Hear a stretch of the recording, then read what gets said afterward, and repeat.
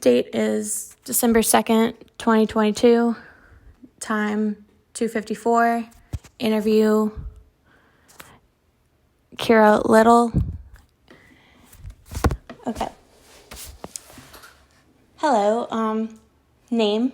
Full name, please. Nicole Jeremy Smith. Okay. What branch were you in? I was in the Army. And what was your rank? I was an E4 specialist. And what does that enlist? It means that I was in there for usually over 2 years before you can get that rank. It just takes more or less time. It's not necessarily about ability. Okay. It's just more of like how much time you've been in, and they slowly but surely get you there. So you start off as an E1. Everybody comes in as an E1. And then you go E2, E3, and then E4 before you get to sergeant. Okay. Do you have any special medals or citations? I did. I wish I could remember them all. I went to Saudi Arabia, so we got one for going over there. Mm-hmm. I was a marksman for shooting the M16. I was also an expert grenade launcher, so that means I could throw the grenade very accurately.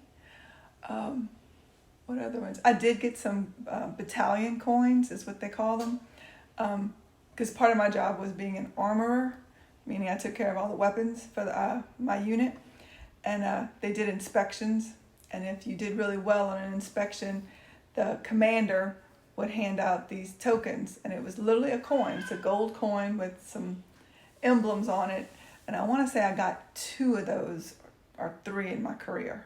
Okay. For the armorer. Yeah. So why did you join the Army? The real reason I joined is I wasn't ready to go to college. I was just wanted to take a break from school and all those activities, and the opportunity presented itself, and I was like, that sounds cool, let's try that. Okay. So why did you pick the Army specifically? Good question, because I originally was talking to the Navy. I talked to the Navy recruiters for about 3 months. And then one day I was going to the Navy recruiter's office for something, and I ran into the Army recruiter, who, by the way, I am still friends with to this day. 20-something years later, I am still friends. In fact, he's been here a couple of years ago. He came, and he's trying to come back. We started talking, and it was something about him that just made me feel more secure.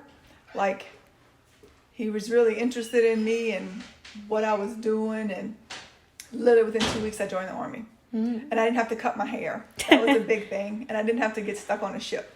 Fair enough. That was the scary part of the Navy. And so that's why I chose the Army.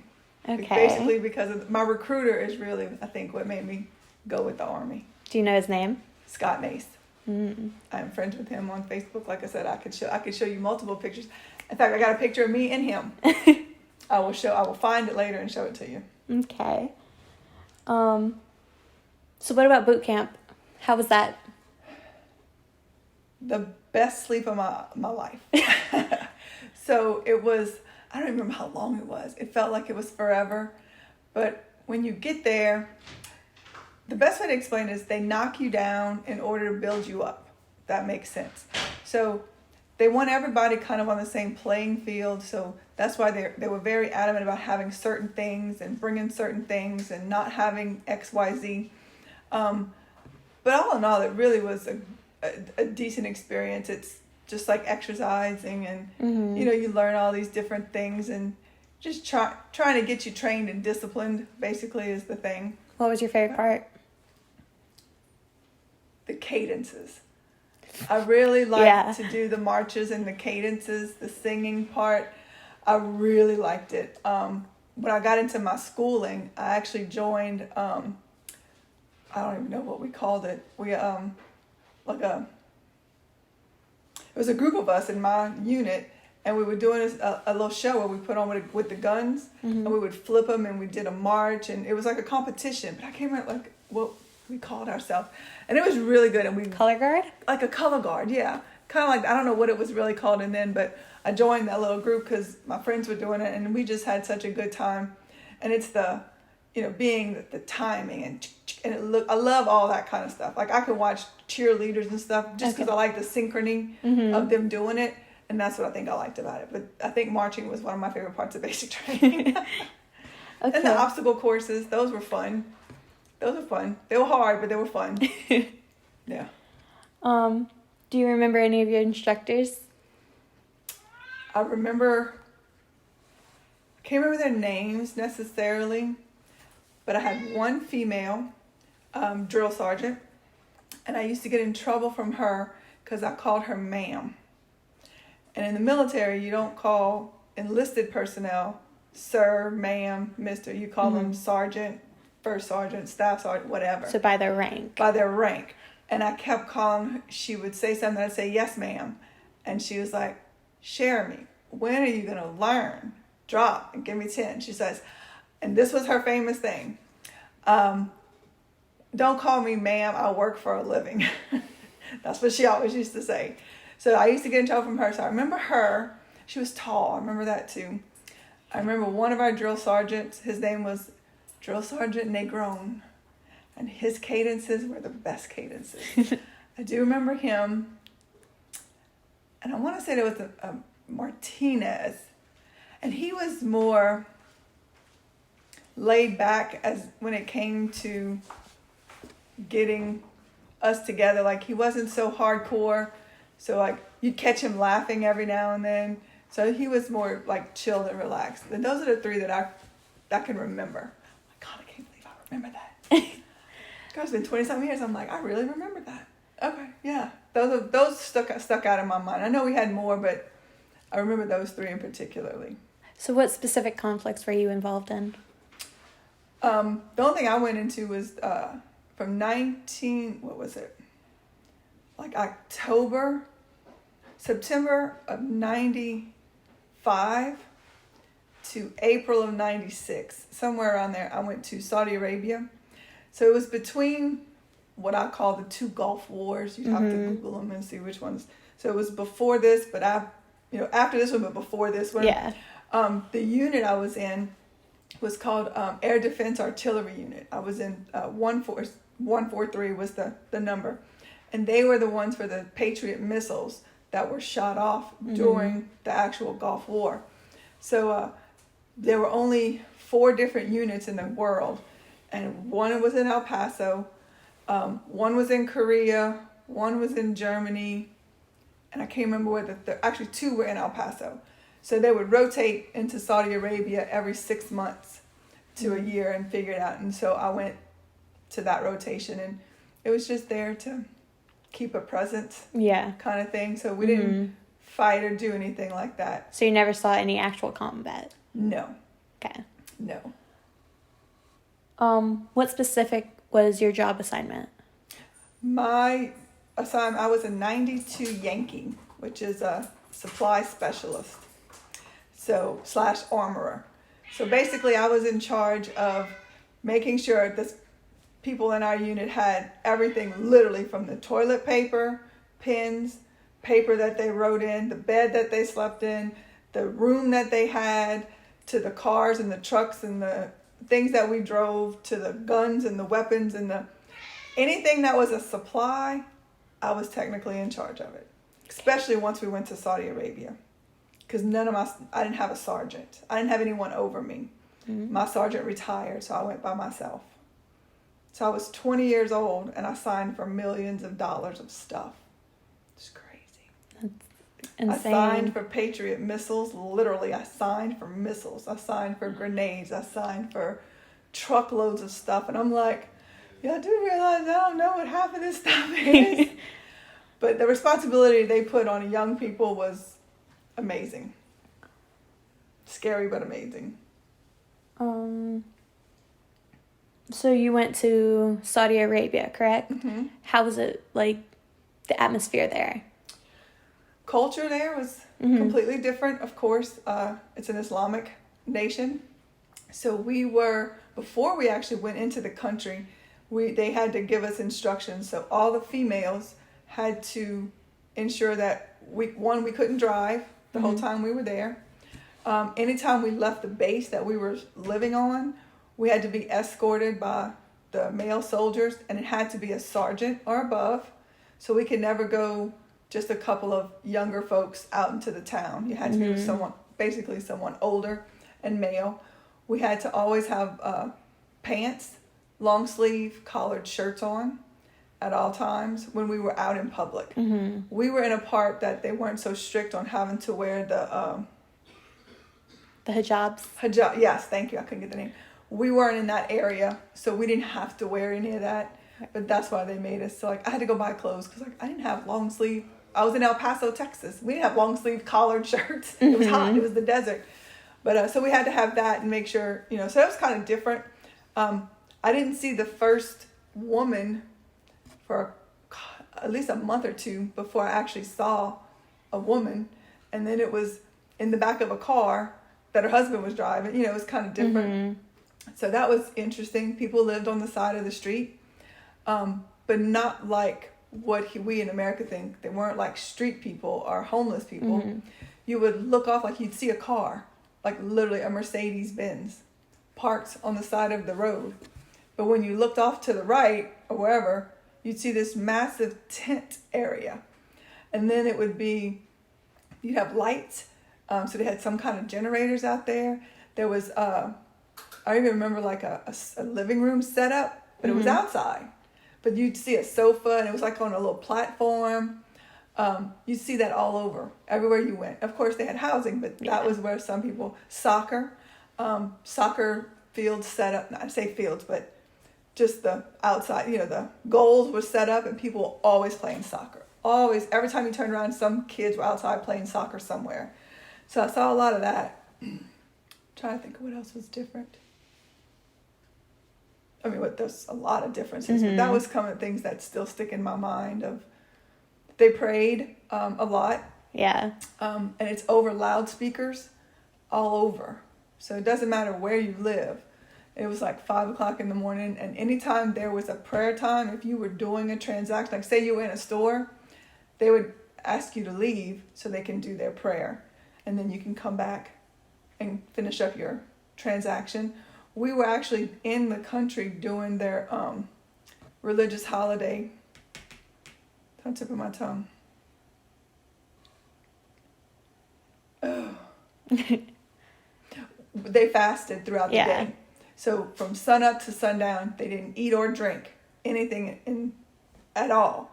So if we as the soldiers, when we were around, we couldn't do the same thing. We had to kind of, you wanted to abide by their rules. So if you were in public, they didn't say don't drink anything, don't eat anything, kind of do that. Now be courteous, Be courteous to their things. Now when we were on our base, we were good. You did what you needed. But when we went off base to their areas, they would ask us to abide by that. So we did. It was the name of the holiday.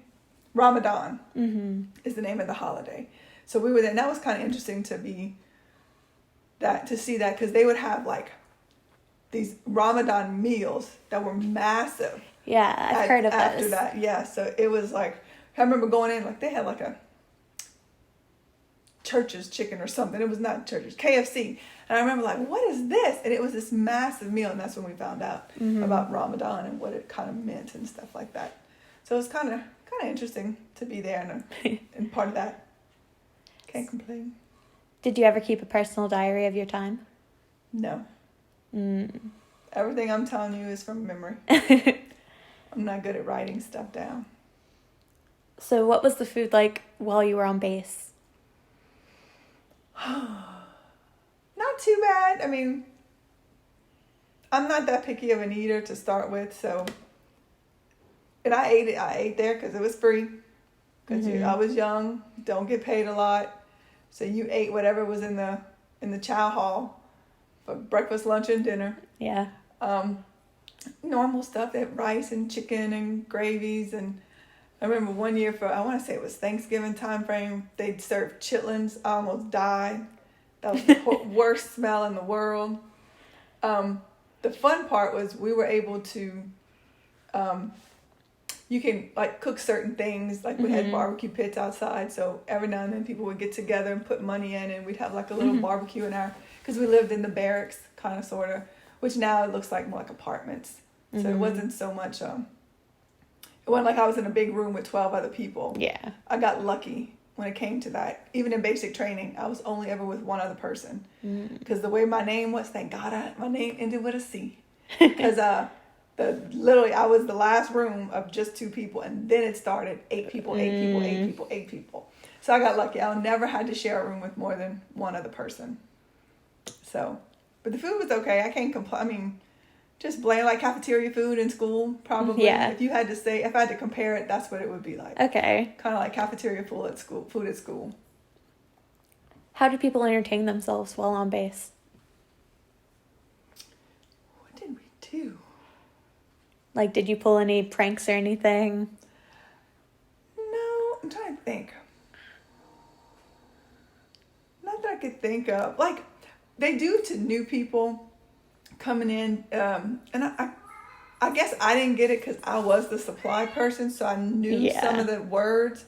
But like, they would send new people to me to look for the batteries for a chem light, and so they would come to the supply office, and they were like, "Specialist Jeremy, I was sent by so and so, and I need to get the batteries for the chem light." And I was like, "Oh, you do? How many did they say you needed?" And I went along with the joke. Yeah. A chem light, all that is the little lights you get for Halloween that you shake, you break them. Yeah, like glow sticks. That's a chem light in the military. Okay. So, but we had them in different forms. Like, we had these round ones that you could stick to your helmet. We had some other ones, the sticks that you can stick inside of something so you could see. So we had a whole bunch of different ones like that. But they would always send the newbies over to ask for the batteries for the chem light, which was, And hey, had I not known what it was and been told, I probably would have been the same way. But no real pranks amongst each other. Everybody hung out a lot. After work, we would just do stuff. I mean, once you get into actual out of training, it was like having a regular job. You got off at 5 o'clock or 4 o'clock, whatever, and then you got to do whatever you wanted to do. Really wasn't much because, everybody was broke. Yeah. Just a lot of hanging out in the rooms and just talking. The guys all had games that they played, but the girls would listen to music and talk. And what kind of music? The people I hung out with, it was a little bit of everything. We had a lot of rap back then. Remember, this is the 90s. Some of the best rap they had. A couple of them listened to country music. That's about all I can remember for the music stuff. That's kind of where my friends and I.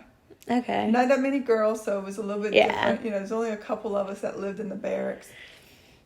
But we shared rooms, and the guys were down the hall, and we had a day room that you used to be able to go sit and watch TV in, but I had a TV in my room, so that was pretty cool. But if you're with somebody, that kind of make, it's kind of like having a roommate in college when you're in the dorms in college. So it's kind of fun.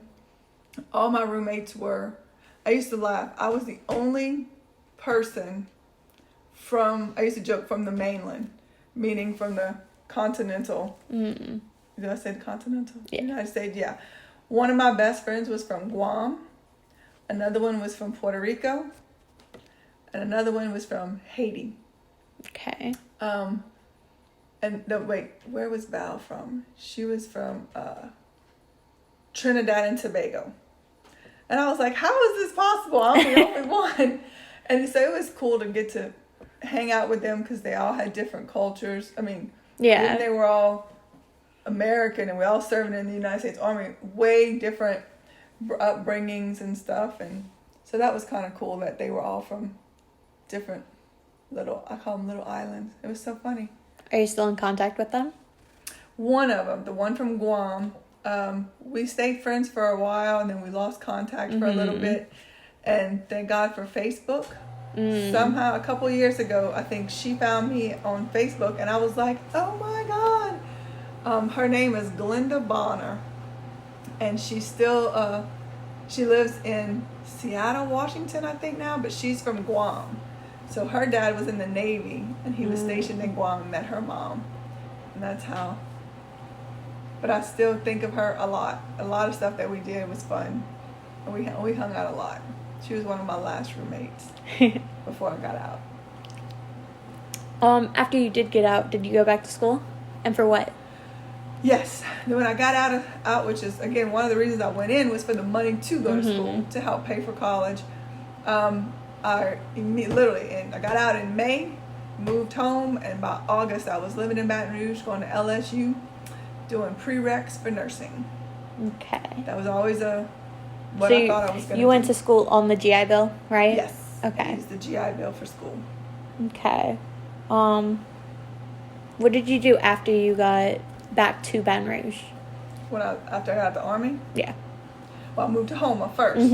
Stayed with my mom and dad for a couple of months until I decided I wanted to move up here. It was difficult to find a job at first. It was weird. No one wanted to hire me. I'm like, hello. So I actually got my first job working at the mall in a clothing store because one of my best friends who I moved up here with at the time had applied, but she'd already taken a position elsewhere. And she said, hey, my roommate's looking for a job. And so basically I got an interview, and that's how I got my first little job. I mean, fair enough. Yeah, I was like, this is horrible. I can't get a job to save my life. But I ended up getting one finally. And so I did that while trying to go to school for a little bit and had multiple other little jobs. But it was a little different to transition from military to regular life. And I don't want to say difficult, but I couldn't take what I did in the military and make it sound right on an application. It just kind of... Yeah. And I think that was what my issue was at the time. So once I figured out something, then I got okay. It was all right. When I became a security guard while I was in nursing school. Where? At the casino. Okay. Yeah. Did you ever join a veterans organization? No. I got out, and now when I say I got out, so I got out of the what we call the regular Army. Because when you go into basic training, everyone goes together, whether you're considered regular Army, which means you're staying in full time, or you're National Guard or Reserve. Yeah. All three of those groups go together to basic. And so when basic and schooling's over, those two go home, you go to your duty station, right? So when I got out, I joined the National Guard here in Louisiana, because they're one of the only states that give you tuition. So on top of the GI Bill, you can get extra payments to go. Okay. But once I went, the only place they could put me was in St. Martinville, which was like an hour and something away from Baton Rouge, where I was living at the time. And it was just, I hated it. I was like, if I can't do it all the way, I couldn't do it part-time. Okay. It just didn't feel right. Because of coming from, I was so strict and I was so disciplined that when I saw other people, I was like, oh my God, y'all are so ate up. It's ridiculous. Like, the commander couldn't even call attention correctly. The girls weren't dressed right. They had nails. Their hair was everywhere. And I'm just like I'm literally out. It's almost like not a brainwash thing, but you're so stuck on how it's supposed to be that when you get out and everyone's like, I mean, literally, their uniforms look like they were just balled up in the corner of a room since the last month, and they just stuck them back on. And here, my stuff was so ironed, and it was so tight from the starch, you had to put your hand through it to get in before, and I had to open up. Like, literally, I had to do that to my pants to open them up. And I remember calling my first sergeant that I had, who was over my unit, and I'm like, Sergeant, they are ate up. I'm like, I don't know if I can do this. This is horrible. Then, like, what made me so angry is in the Army, you had to get a stipend to get uniforms. So every year, you only got enough to maybe buy 2 or 3 extra uniforms. And then you had to take care of them the rest of the year, you know, 'cause whatever. And here I come back, and these people are just ordering stuff and getting it for free. And I'm like, how is this possible? Like, I don't know who they did, how they did it, but they had all this stuff that we had to pay for in the military, in the Army. Yeah. And they were getting it for free. And I was like, this is wild. But I did that for a year, and then I got out, and I decided to just go what they call inactive. So somewhere along the lines, they said, no matter how long you sign up, like, you were obligated for like 8 years or 10 years, whatever, whether it be active service, reserve status, or inactive. Which means, I guess, the way I kind of told myself back then was, if we go to war and all the active duty members are out there, and then they call the reserves, and then they call the National Guard. Then when it comes down to regular civilians, I guess I'd have got called in before the rest of the regular civilians. Yeah. 'Cause I had some kind of experience. And that's kind of how I looked at it. But once I got out, I never got called. I never had nothing. Okay, so My water. I'm so good. it's fine. So you went into nursing after you got back. After I got out, yeah. How does that translate From like the Military. discipline? I like the discipline. I really did like the discipline of the military. It was because it was easy. It wasn't difficult for me. I don't know why. Not that my mom and dad were very harsh disciplinarians. By no means were they. We were spoiled kids. But just having that standardization kind of helped. You know, you knew what you had to do. Here's what it is. Get it done. And let's, keep moving. Never wanted to wear another uniform, but apparently my life is revolved around uniforms. So I like that concept. You don't have to worry about what you got to wear. But the discipline, I think, helped with a lot of stuff because I knew what I had to do. I felt like it made me grow up a little bit faster. Yeah. Simply because I was a spoiled kid. So my mom and dad did everything for us. We didn't have to do anything for ourselves. Mm-hmm. So when I went to the Army, I was by myself, and I'm like, I had to go buy toilet paper for the first time. I'm like, oh my God, I didn't know what kind to get. Like, it's confusing. You're like, ah.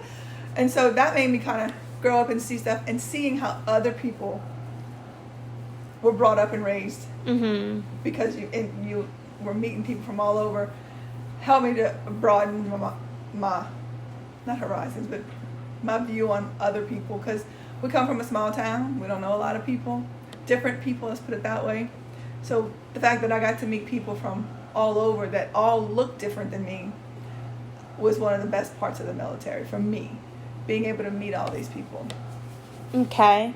So how did your services affect everything nowadays? I am a very patriotic person to a point. I believe in the American dream. I believe that we all should be created equal. That's what I fought for. That's what I went in for. Kind of one of those things. I always think we're the best, although why don't we not? Yeah. But in my mind, I'm like, we are, we could be, we just got to do it. I forgot where I was going with it. I can't remember where I was going with it. What was the question again?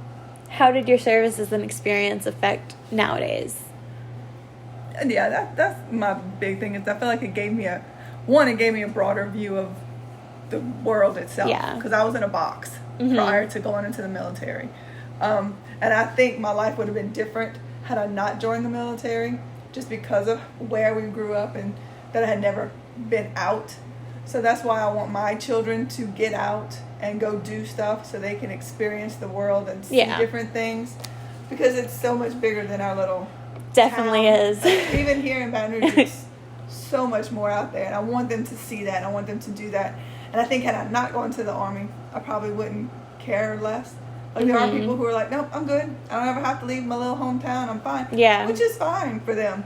But I'm kind of glad I did, so that I could see that, and I could experience how other people live and do and see. And I was just telling my daughter the other day, one of the girls I was in the Army with, I remember coming home for Christmas, and I'm like, are you not going home for Christmas?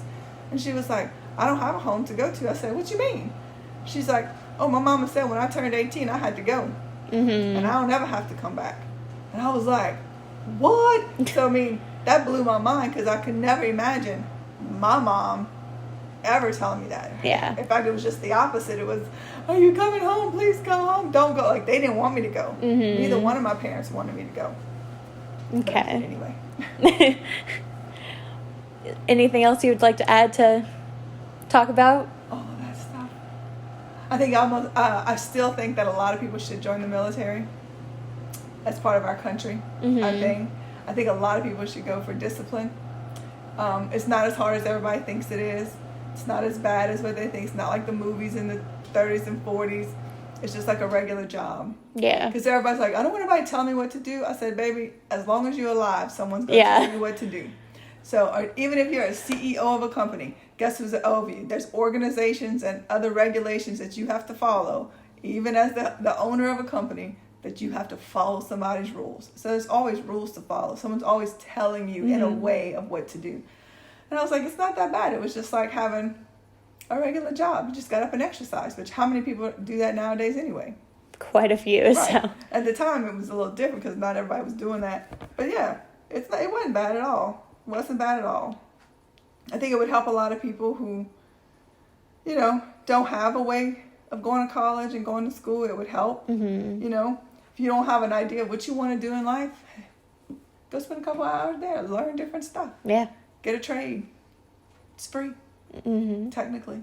So, I mean, I never had a bad experience, knock on wood. I don't want to say I had a bad experience in the military. I think it was an all-around positive experience for me, which probably for some people it's not, but I think I got lucky and just met some really cool people and had a good experience.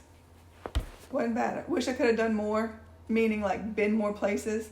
I just got kind of stuck where I was in the unit I was in, so I couldn't do a lot of schooling that I wanted to do. Like my thought was I'd get to go to school on the side, but we went out in the field a lot, so I didn't have that much of a free opportunity to go to school, and they didn't have all this online stuff. Yeah. We didn't have cell phones back then, just so y'all know, whoever hears this. Yeah, so we didn't have all that kind of stuff. There was no personal computers and stuff like that to do. So yeah, we didn't. But again, it was an all in all really good experience for me. I'm glad I did it. It was one of the best decisions I ever made in my life, was to join the military. And I would support any one of my family members, friends, whoever wants to go in. I would support them in a heartbeat. Sometimes I would tell you not to go in the Army. Simply for the fact of, one, and literally, I'm serious when I say this. If I had to do it over again, I may have probably joined the Navy. Only because I felt like the Navy, from my experience of what I wanted to do, I wanted to travel more. And the Navy, they did. Because you do have another cousin, who was in the Navy. Yeah, Cousin Tanya. 14 years. And she traveled a lot. So I was like, and I think I'm taking that from her side as being able to travel. The Army don't travel that much. Okay. So as a girl, if I had to go back in, I probably would have picked now the Navy or even the Air Force probably. But from the Army standpoint, the Air Force was some wusses. They always looked 8 up to. So yeah, we always looked at it as it was the Marines, the Army, the Navy, and then the Air Force. That's kind of how we put them in order. But yeah, that was just our thing. But it was cool. It was a great experience that I never can say I would have regretted it. It's one of the best things I've ever done. Well, thank you. You're welcome. We did good. And interview.